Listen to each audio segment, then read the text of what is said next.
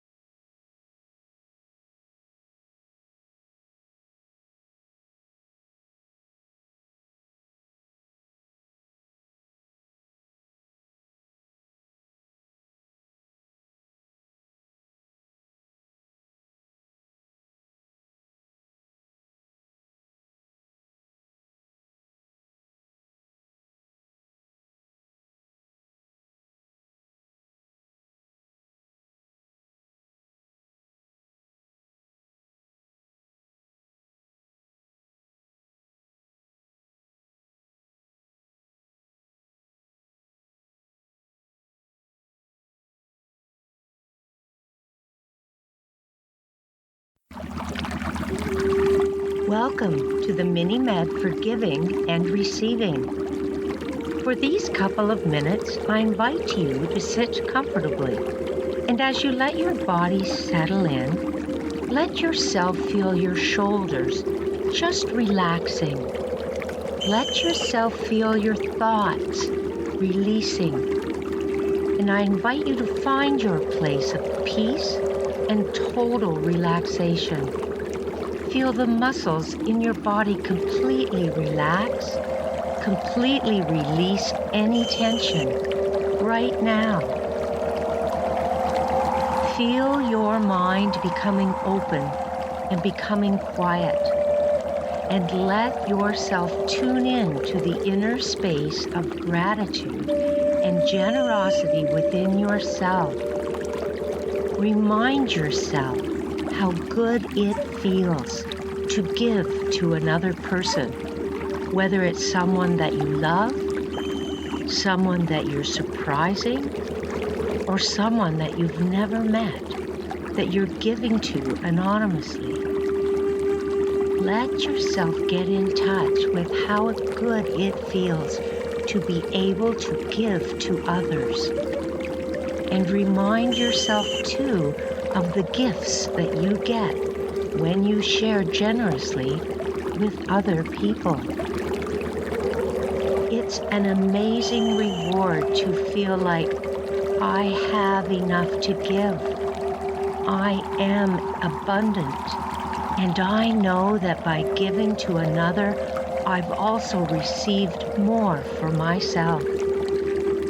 It's a beautiful cycle to be in flow, to be in a coherent flow of energy within you and around you, feeling generous, feeling gratitude, giving of yourself, and being able and open to receive gifts, support, nurturing, and love from those around you too.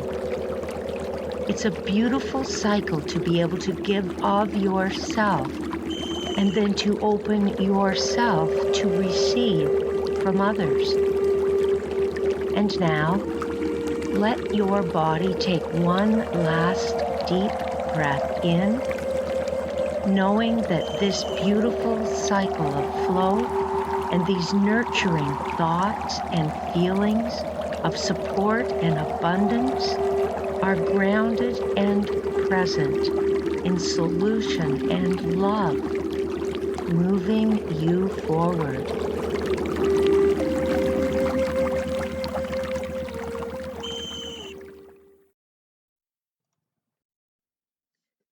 Come back to awareness. Notice your surroundings. What do you see? Is there anyone beside you? Across from you? What sounds do you hear? Relationships are only as good as the effort you are willing to put into them. In today's knowledge economy, we cannot go it alone. We must draw from a wide knowledge base in order to achieve organizational goals, and to do so requires that we must work in relation to and with others. It's not good enough to be exceptional in your field of expertise, because without the skill for working collaboratively with others, your knowledge is of no significance. So it is that the ability to form productive work relationships becomes a key competence and behavior strength. There are 7 keys to creating productive relationships. Number 1, build trust. Number 2, clarify goals, roles, and expectations. Number 3, take responsibility and initiative. Be accountable for your attitude and actions. Number 4, make communication a priority. Talk to people, not about them. Number 5, help people achieve their best. Commit to the success of others. Number 6, learn to resolve conflict effectively. And number 7, recognize, respect, and respond to other behavior styles. These 7 keys are the heart of productive relationships. Remember this. You get the relationship you build. The grass is greener where you water it.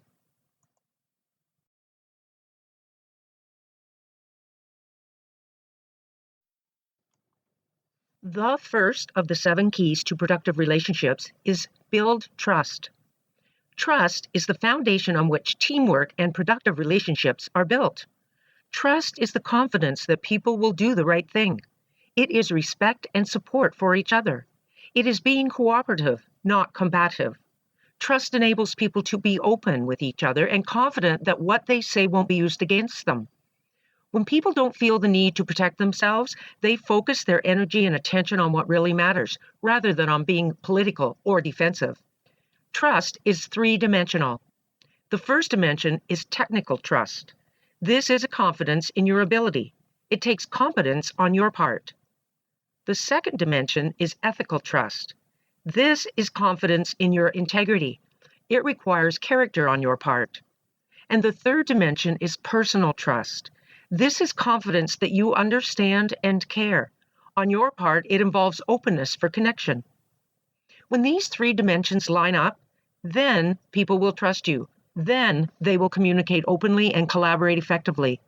It is important to note that trust is the combination of all 3 factors. If any one of the factors is missing or neglected, trust as a whole is significantly diminished. It is then that the foundation for a strong relationship begins with the foundation that you build for your own life. The purposes and principles on which you have built your life, it is this foundation that you bring to your relationships. No one can manufacture trust or mandate it into existence. But you can make a deliberate investment in trust. You must ensure that your words and deeds are in alignment, that you exhibit consistent behavior, that there are clear rules and consistent application of the rules. It is important to note that affability and pleasantness do not always build trust. What's more, friendship or love is not trust. Trust is a privilege that should always be earned. Love is a gift that should always be given freely. Never reverse the two. Don't give away your trust, and don't make people earn your love. You must ensure that you are always telling people the truth in open communication, clearly visible in your character and courage.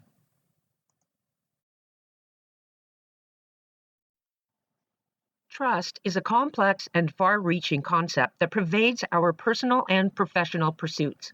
We cannot bottle and sell it, and we cannot fully appreciate its enormous role in shaping the constructs in society, including commerce, politics, and religion.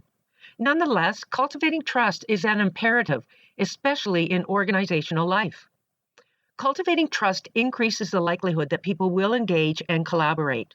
They will communicate openly, adopt cooperative attitudes, and work in an integrated team with a shared responsibility for shared objectives. When trust is absent, damaged, or lost in the workplace, relationships are dysfunctional and work effectiveness and performance suffer. The word trust is derived from Trost, a German term that suggests comfort.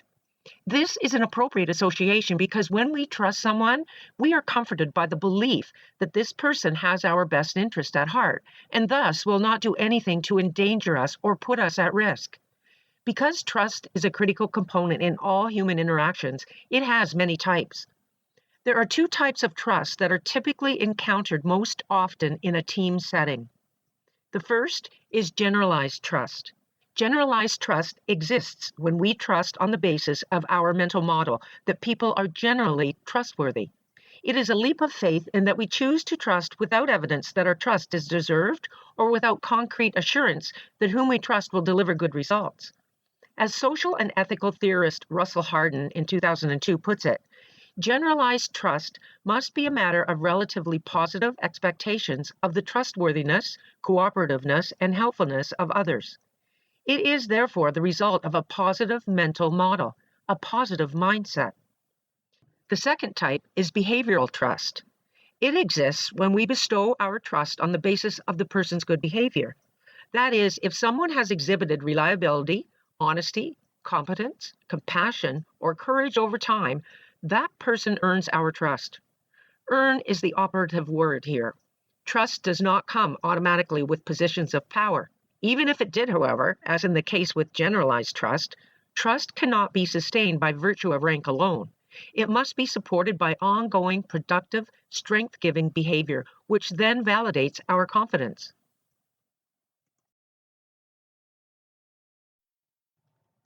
Trust is all about repeated positive experience. People trust your character when they have repeated positive experience of consistency between what you say and what you do. People trust your competence when they have repeated positive experience of your ability to achieve goals and solve problems. People trust you personally and feel connected when they have repeated positive experience of you listening, understanding, caring, and acting in their best interest. Trust is not an event. Trust is the result of repeated experience over time. Everyone has a trust account. Every day, through our attitude and actions, we make deposits into or withdrawals from our trust account with others. People will trust you when they repeatedly experience your integrity, your ability, and when they believe you understand and you care.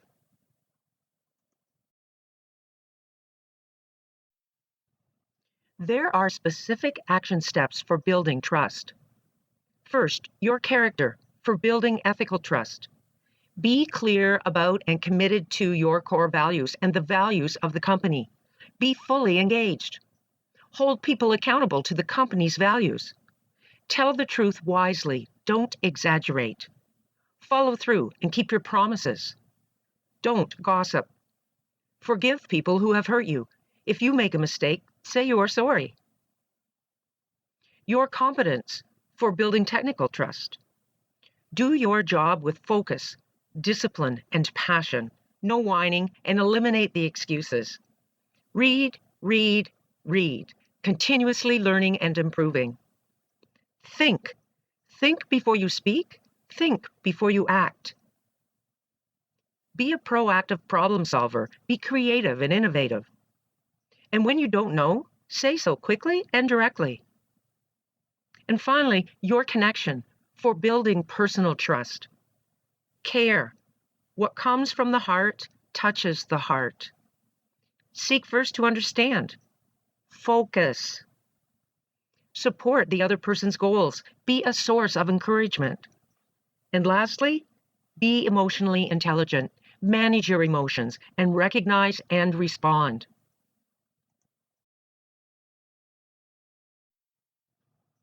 The second key to productive relationships is clarify goals, roles, and expectations. Effective teams are clear about and committed to common goals. As a result, they are aligned in the same direction and focused on the same priorities. They work together towards a common outcome. Ask the questions. Where are we going? What is the action plan? What is my role? What is your role? Are our expectations in alignment?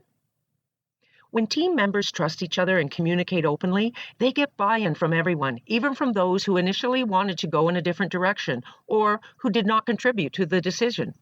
They leave meetings with the confidence that no one on the team is secretly having doubts about their commitment to the actions agreed upon. And they aren't afraid of failure. They work together to achieve their goals, and they learn together if something goes wrong.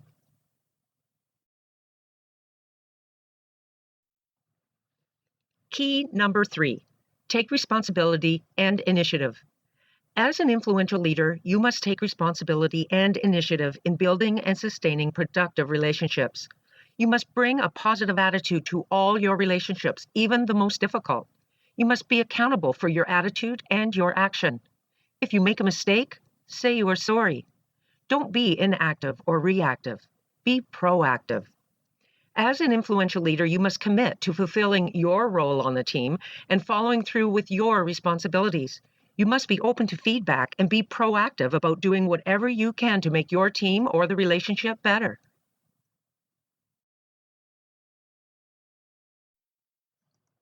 The fourth key to productive relationships: make communication a priority.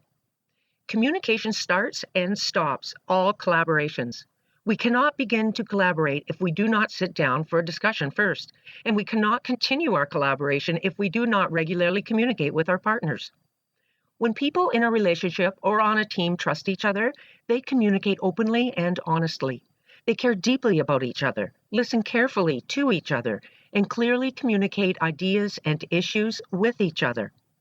When people in a relationship or on a team do not openly communicate, they often turn to back-channel politics, gossip, and manipulative, self-oriented exchanges of words, which undoubtedly is very toxic.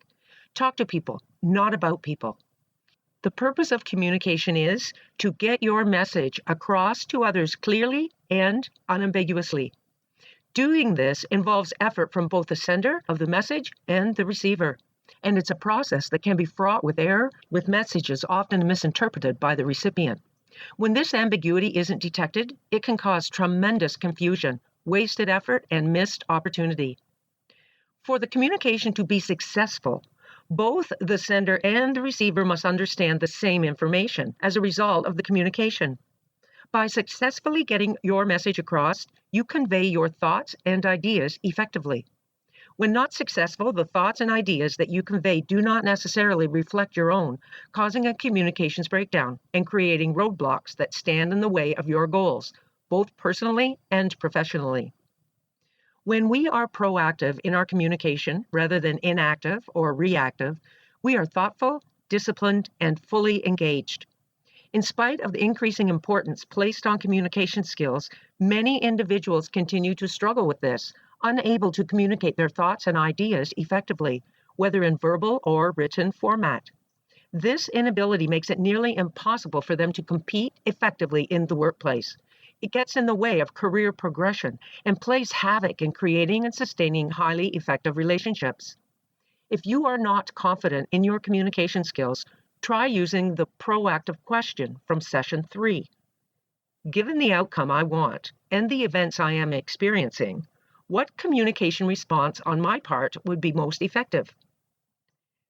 Successful communication makes positive, productive connections with people. In a recent survey of recruiters from companies with more than 50,000 employees, communication skills were cited as the single most important decisive factor in choosing managers. The survey, conducted by the University of Pittsburgh's Katz Business School, points out that communication skills, including written and oral presentations, as well as an ability to work with others, are the main factors contributing to job success.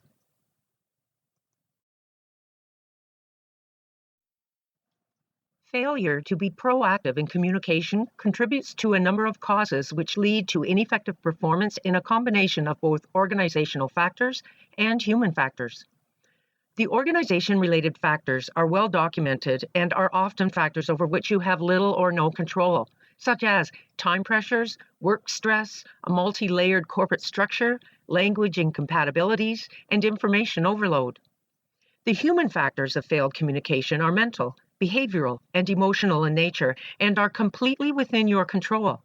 Not one of you will ever be perfect, but taking on a proactive approach to mitigating these factors is a necessary step. So choose one or two that you know you need to work on. Search the internet and read on it. Read everything you can get your hands on. Ask a friend for help. Self-awareness or self-acknowledgement is a huge step to take with any of the human factors, of which a few are poor listening skills, lack of focus or mental disorganization, impatience and arrogance, tendency to assume instead of double check, uncontrolled emotional attachment or response to the information, disinterest in the information or the task, refusal to clarify and follow up, fatigue or burnout. People who display these and similar interpersonal limitations put themselves, their communication partners, and those affected by the information in a dangerous position. They send and/or receive only partial and possibly incorrect information, and consequently they create time-consuming double work, confusion, frustration, and conflict. In this case, communication will not improve if behavior and mindset do not improve.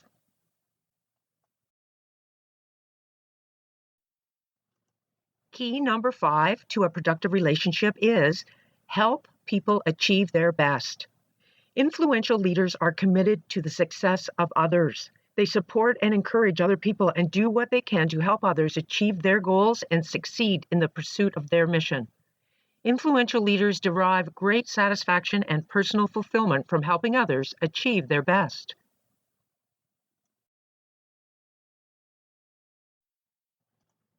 The sixth key to a productive relationship is resolve conflict effectively. All great relationships that last over time require productive confrontation to grow. People in strong relationships are not afraid of conflict. When there is conflict, they engage in candid and unfiltered dialogue, and they openly, often passionately, debate and disagree about ideas and key issues without damaging the relationship. As a result, they discuss and resolve issues more quickly and completely, eager and ready to take on the next important challenge. Here are some of the basics about resolving conflict. Talk to people, not about them. Is it a conflict that needs to be resolved, or is it a debate that needs to be engaged in? Treat the other person with respect. Although respecting the other person during a conflict is challenging, it is critical. Words of disrespect block communication and may create wounds that may never heal. Next, manage your emotions. Manage your stories, mental pictures, and self-talk. Don't feed negative emotions. Confront the problem. Find a time and place to discuss the conflict with the other person. Choose a time when you aren't arguing or angry.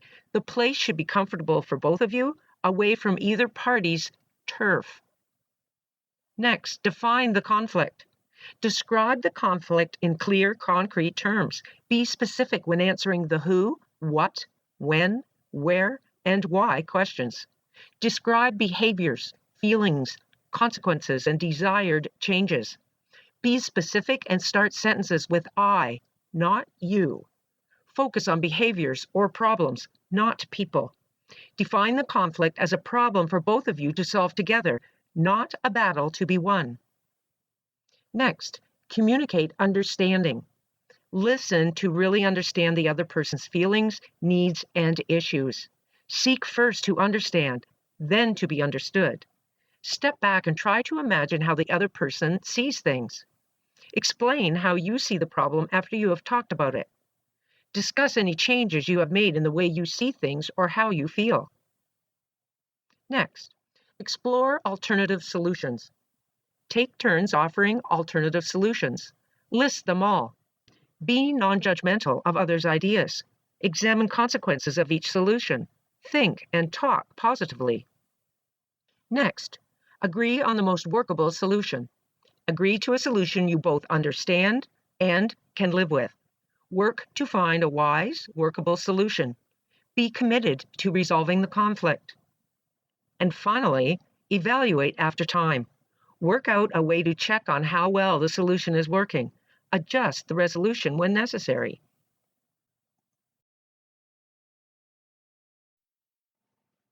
The seventh and final key to productive relationships is adjust to other styles. Learning to use an adaptive, flexible style will help you connect with others. Be aware of your own behavior style. Be aware of other people's style. Be proactive. Flex your style in response to different people and different circumstances. Understanding how to relate more effectively to other people's behavior style can significantly improve your ability to build productive relationships. For example, if you are dealing with a slow-paced, detail-oriented, cautious, and indecisive person, and you insist on talking loudly, forcing your opinions, moving along quickly and impatiently toward your agenda, the outcome won't be very pleasant. Common sense should tell you this. Despite common sense, it's surprising how many relationships are made more difficult because people insist on behaving in their own preferred way and ignore other people's style of communicating and connecting. The importance of knowing yourself, your own behavior style, how you and others like you will typically behave in a meeting, under pressure, or when stressed, cannot be overstated. Having an understanding of other behavior types and how your behavior affects them, how their behavior affects you, and how you as a leader must adjust and flex to inspire and motivate others unlike yourself, these competencies are absolutely paramount in today's knowledge economy. Remember, the discomfort that can arise between behavior types often goes unacknowledged, save for your feelings. However, when you become aware, you start to pick up on your feelings and you can consciously adjust that energy flow to be more positive. And in doing so, you mitigate the stress response in yourself and in those around you. When the unconscious biological stress response is absent, you are then allowed complete access to your higher level thinking. Your ability to produce, innovate, and create is enhanced. You are able to build and maintain strong working relationships, and you are also happier and healthier. Learning to flex your behavior is paramount to creating effective relationships. Awareness of your behavior style is particularly important for creating trust and limiting negative, unproductive conflict. Understanding one another's behavior style helps teams develop trust and learn to debate in healthy and productive ways. This provides a solid basis for managing the other key characteristics of highly functional team and relationships: commitment, accountability, and productive performance. Our behavioral style, not to be confused with personality, is how we present ourselves to those around us. We show our style by the way we interact with others, communicate, manage ourselves, receive and process information, and respond to situations. Differing behavior styles is necessary and likely inevitable in collaboration because the team faces so many issues that demand multiple, varied approaches. The challenge for the collaboration team is to learn each member's behavioral style so that all communications take advantage of the strengths of each style and yield productive or desired results. Your behavior style profile focuses on key aspects of your behavior, the things you typically say and do to other people. It provides a very clear description of people's strengths and weaknesses, as well as insight into people's work preferences. This knowledge is invaluable for creating an atmosphere of trust. People with differing behavior styles often have a hard time working together, and this can lead to a breakdown of trust. This is particularly true for people who have opposite styles because their behavioral preferences are dramatically different from one another. For example, during team meetings, an expressive person speaks loudly, frequently, and likes to make decisions quickly. In contrast, an analytical person speaks softly, less frequently, and wants to take time before coming to decisions. At the heart of a collaborative relationship is emotional intelligence and your ability to know whether or not you are communicating in such a way as to elicit the most positive response from another individual. Much of the communication in today's organizations entails an exchange wherein all parties involved must act as both a giver and recipient of information. This exchange ensures that the information is received and the recipient has an opportunity to express agreement, disagreement, confusion, understanding, need for clarification, or any other response. Ineffective communication results when a breakdown in this exchange occurs, and this breakdown can be exacerbated when we overuse electronic means of delivery. As we all have experienced at one point or another, devices crash, we lose connection, emails go unread in overfilled inboxes, spam filters block messages, or most importantly, the message fails to register our human nuances, delivering unintended communication. Communication starts and stops all effective collaborations. Some of the causes of ineffective communication are a mixture of both organizational and human factors. Time pressures, work stress, a multi-layered corporate structure, language incompatibilities, and information overload are cited as some of the organization-related causes. The human factors are mental, behavioral, and emotional. Successful leadership of the future will require a complete culture shift to a new leadership mindset of socialness and connectivity that shares a common language throughout the organization. It will be a culture shift to a learning environment workplace with a deep need for all employees to see the value in being self-directed and taking a leadership role in their own learning through daily work experience in a safe, respectful, and participant-centered environment for learning. Corporate Harmony's Positive Presence program guides you and your peers as you develop and diffuse the language necessary for a social and connected culture transformation. In the developed world, our organizations are now composed primarily of knowledge workers, people who are highly educated and experts in their individual fields, and who need each other's mind and skill in order to achieve organizational goals. These people are too smart to accept top-down dictatorship and to believe that a few at the top know what it will take for success. There has never been a time in history for employee engagement to reach exponential levels of motivation as there is today. With the right leadership, the knowledge workforce will be able to reach successes never dreamed of. So, what will the right leadership look like? Unfortunately, there is no one-size-fits-all answer. But on the other hand, leadership qualities can be found and developed in everyone, at every level of the organization. For success in today's fast-paced, ever-changing global environment, leadership will be about managing their individual flow of energy and information in a quick and efficient manner. Information at the front lines will need to be relayed in real time to the top in order for barriers to be removed, opportunities to be grasped, and strategies to be adjusted to accommodate the environment in real time. At the big picture level, leaders and managers must learn to be effective conduits of information, both tangible and non-tangible alike, in an environment of safety and respect. Successful organizations will be a continuous looping and relooping of information, feedback, and adjustment. Managers will be the eyes and ears between where the work is being done and where the strategy is evolving. Power lines for informed decision-making will have to be free of bureaucratic static and barriers, and it will be up to managers to become experts at mitigating the bureaucracy that often weighs down efficiency. For efficient information transfer and sharing, there will need to be high levels of cooperation, coordination, and collaboration among leaders of all ranks to ensure information is communicated clearly, succinctly, and consistently through all channels. This level of communication will require highly effective relationships and a special connectivity among organizational leaders. It will require the type of connectivity that only comes with an understanding of emotional human energy that leads to connectedness, how it works, how it evolves, and the behaviors needed to get there. For that, we need to look to the neurosciences and the plethora of evidence that is coming forth within the realm of cognitive behavior, among others. This is what the skill of positive presence is about.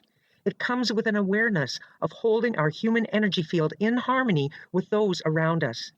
It is relatively easy to learn and just as easily measured through workplace behavior.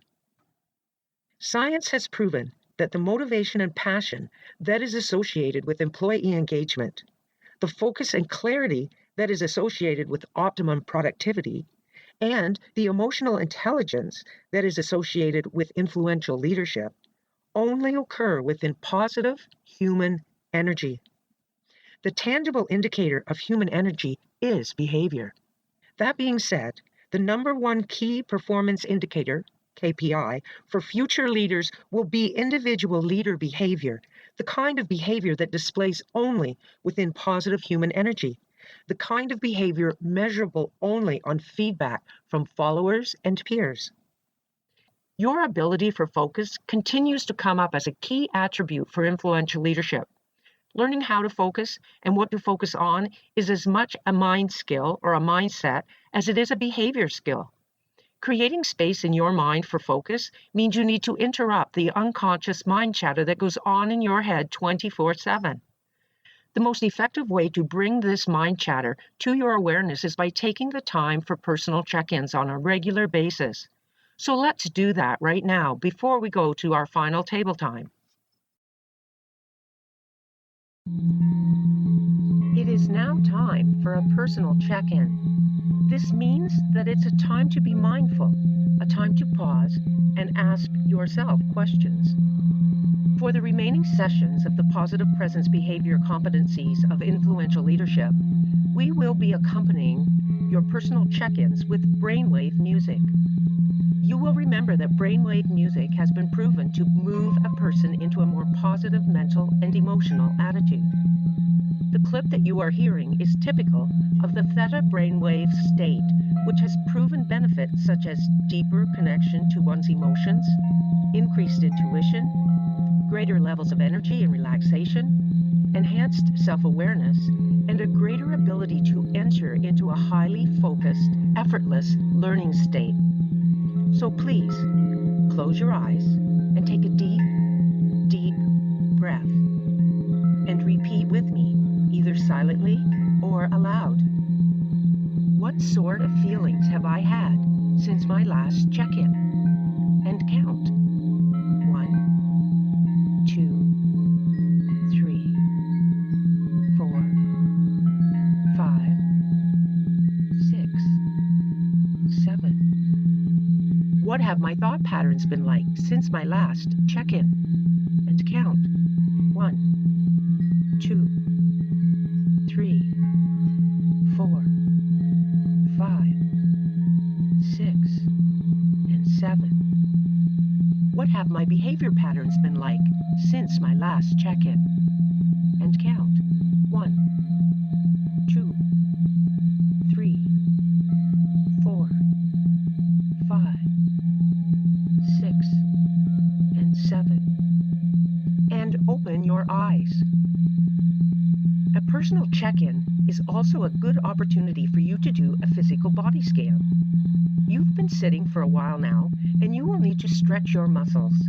So either sitting or standing, make a conscious effort to bring your body to a state of relaxed anticipation.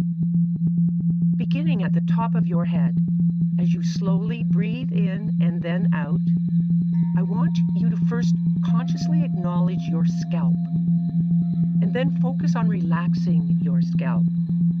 Next, consciously acknowledge your face, and then focus on relaxing your face. Now, your arms and your hands. Gently shake them out. Now your chest, your abdomen, your hips,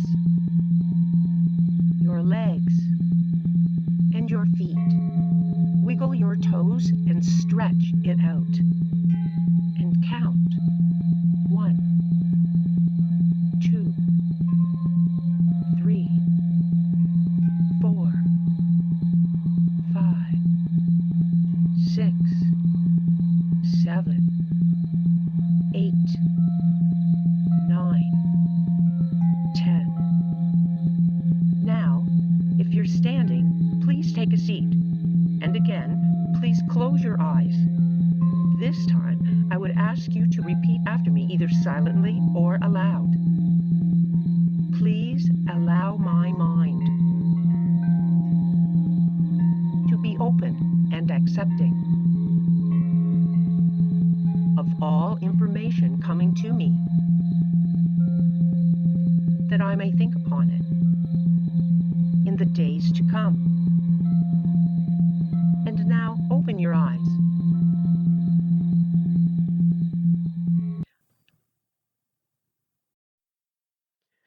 Over 20 years ago, Doc Childer and a group of 30 researchers and entrepreneurs gathered to explore the connection between the metaphorical and the physical heart.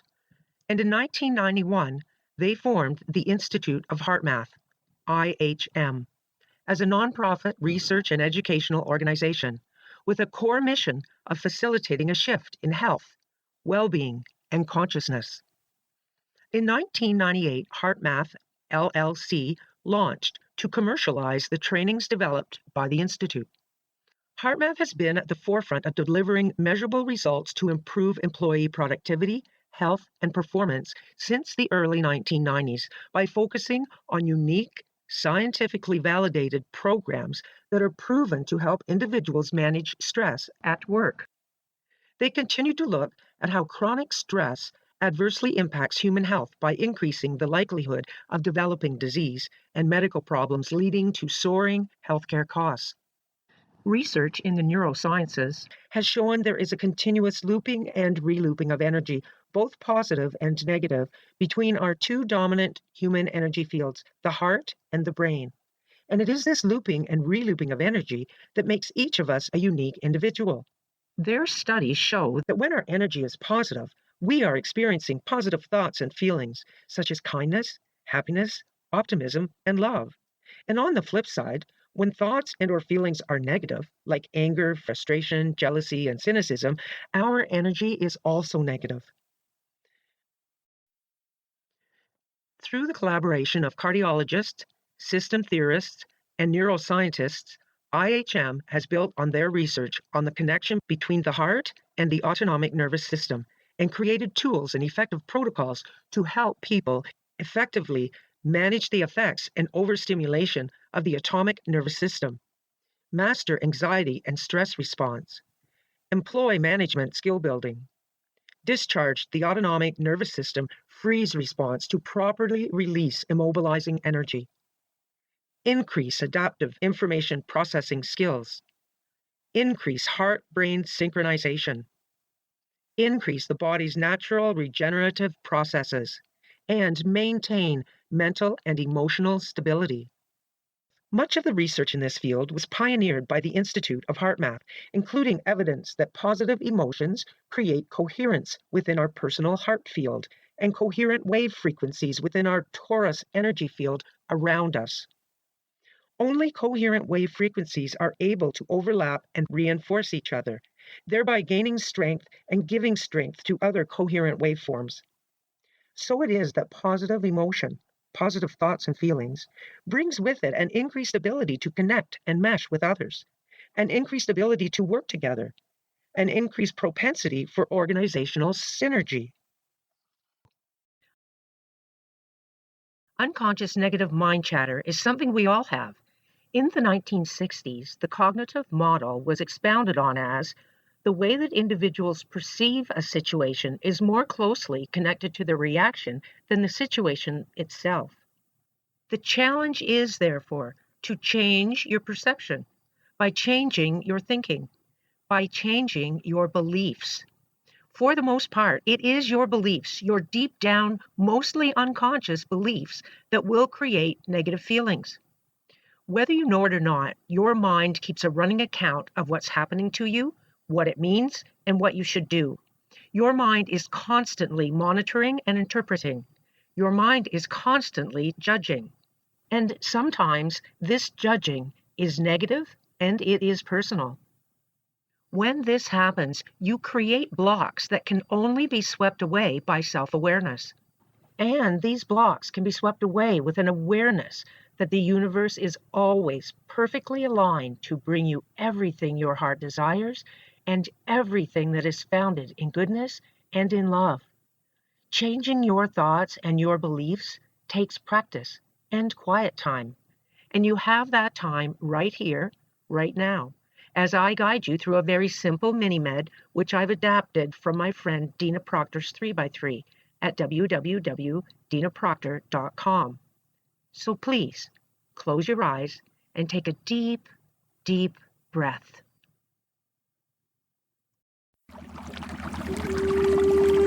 Welcome to the mini-med for releasing brain blocks to success.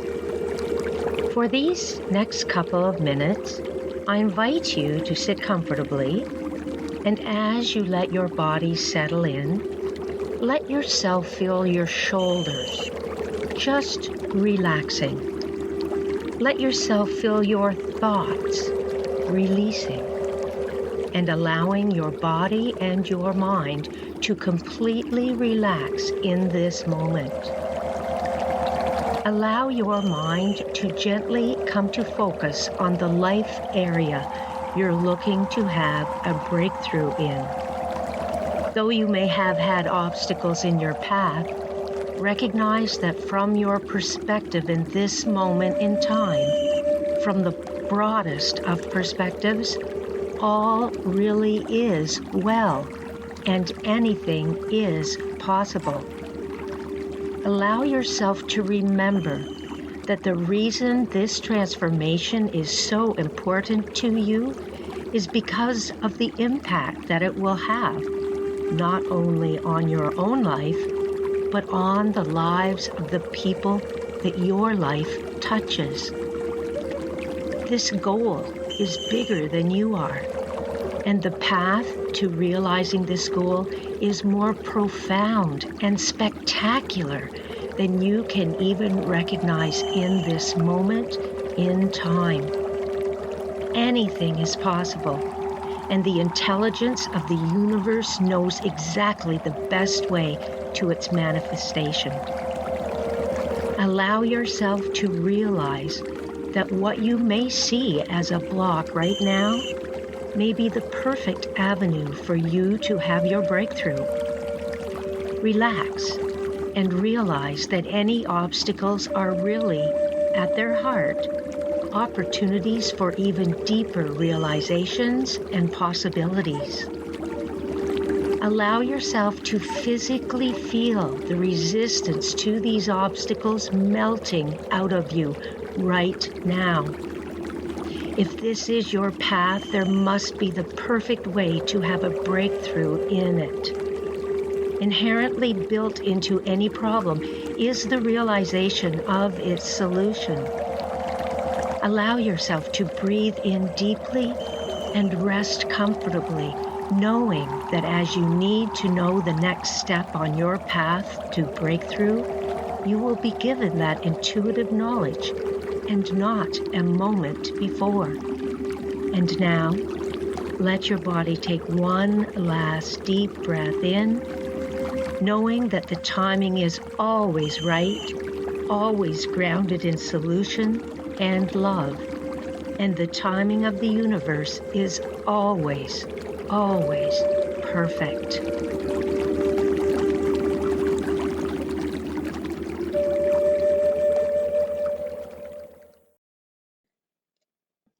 Come back to awareness.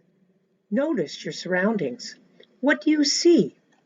Is there anyone beside you? What sounds do you hear? We are now going to take time for reflection.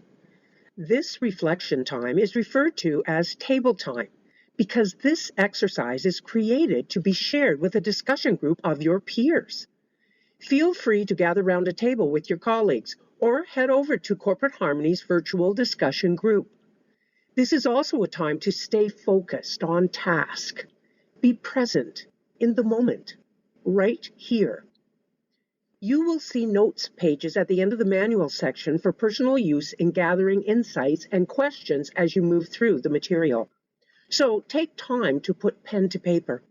There are never any wrong or bad answers.